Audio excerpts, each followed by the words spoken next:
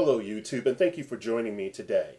I am grateful to have the opportunity to speak with you as I look at the birds outside singing and dancing about. It is wonderful to see them doing so because the subject matter that I am going to share with you really makes me want to scream and shout, and I will try everything I can not to do so. Right up front, people, I do not pretend to know that which I do not, nor do I think it is responsible or appropriate to willfully spread disinformation.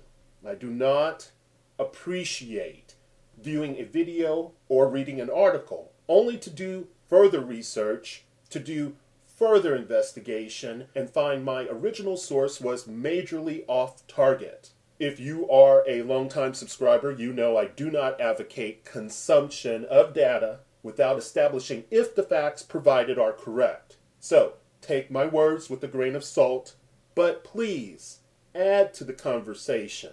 You don't have to be super knowledgeable about it. You may say something that may open up doors. Your dissent is also welcomed here, as long as it is respectfully presented. Let's think of this video as an exploratory action by means of a discussion among friends. I am trusting that if you think my ideas are lacking in accuracy or substance, that you will assist me to have a clearer perception. Have you ever witnessed something that just doesn't seem right, doesn't feel right, can't wrap your mind around it, can't put your finger on it? Well, this is how I think about certain aspects of psychiatry. A couple of friends and I decided to chip in and purchase the Diagnostic and Statistical Manual of Mental Disorders. It is an American Psychiatric Association's Bible, so to speak, and is lovingly known as the DSM. I think the new one is to be released sometime this month. We have yet to get our copy. We made an advanced purchase in anticipation of educating ourselves. Here, in reading this book, we hope to find out what now is the end thing, something that will give us a clue in what direction this country is going, and how clinicians and researchers will be diagnosing and classifying mental disorders. And also, I need more information so that I can answer certain concerns that I have regarding if this field is going to truly be used as a weapon against the public in the future. I think it already has on a much smaller individual level, but I do not have permission to address personal cases that I am intimately aware of. My associates have not given me the thumbs up on that. I do also suspect that the increase of people being labeled as having a mental illness, well, that is right around the corner. You know, I don't want to come across as a party pooper, but darn, this just appears to be another resource that will be used to target Americans, to label them as dangerous, and thereby providing justification to significantly alter certain people's lives in this country. Do not be deceived to think that doctors or psychiatrists honor your privacy and that things will be kept confidential due to your Hollywood or collegiate inculcation. Do consider this. I know back in 2001, there was an effort to curb violence where people used handguns. There was a group called Doctors Against Handgun Injury. These folks, I do not know if they are still in existence or under a different name, but these folks were calling for sweeping changes in doctor-patient confidentiality that would allow doctors, also psychiatrists, to pry about their patients' gun ownership.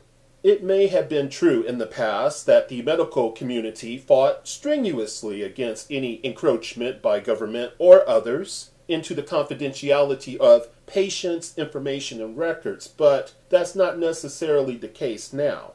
And you would be wise to think about what information you give to anyone these days. Just saying.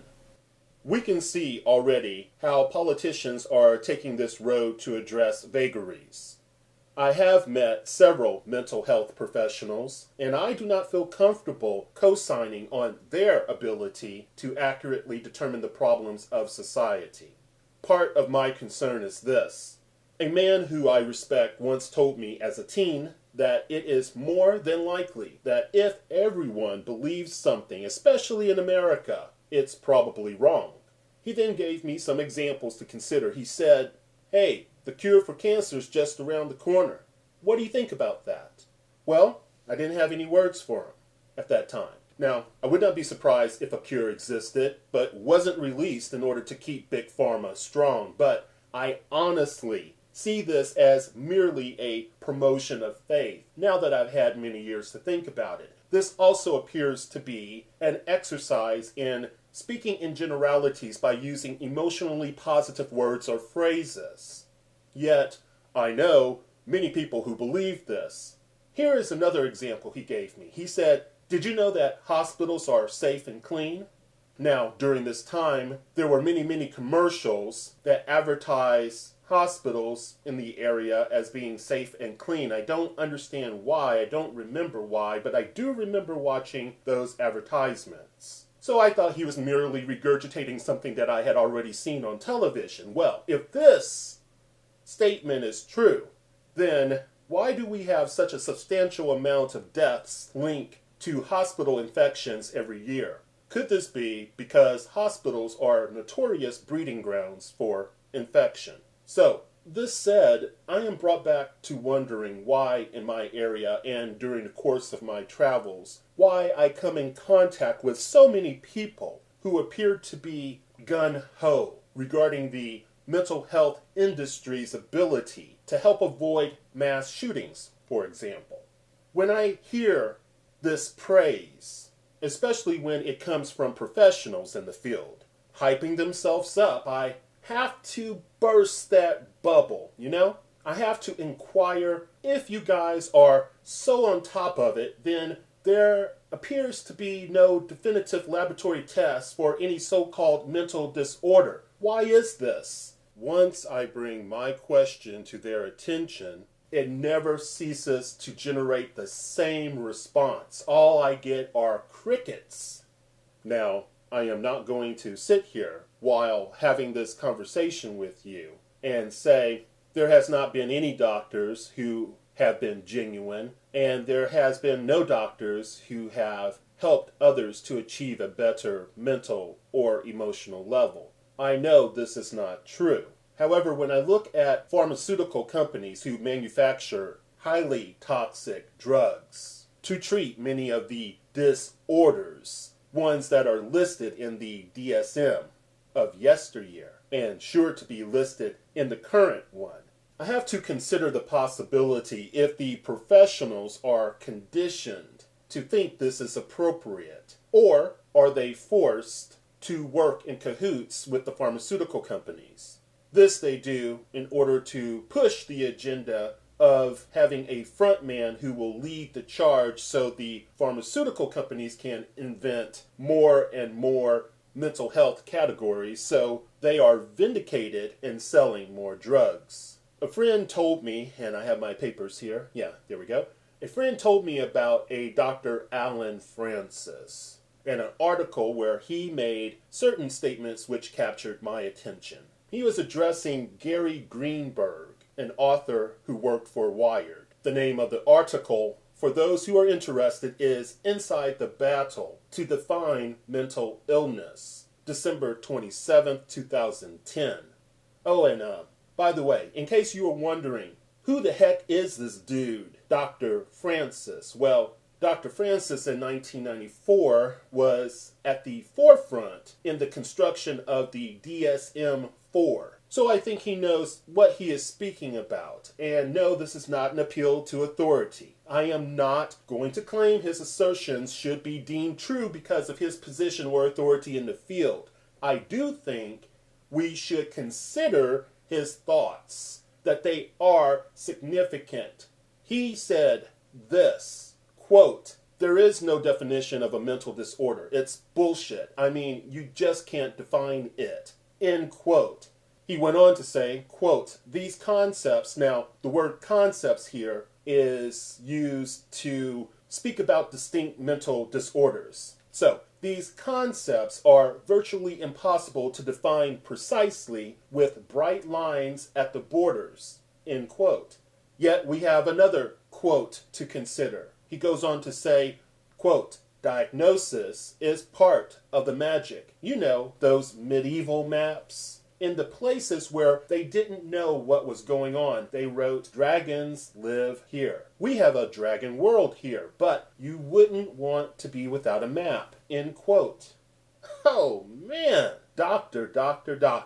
How can a map be worthy of use if it is not accurate? How can one lay out the ways of the terrain if the terrain is not truly defined accurately? So the DSM may be what we expected it to be. Unacceptable garbage. Please tell me it isn't so.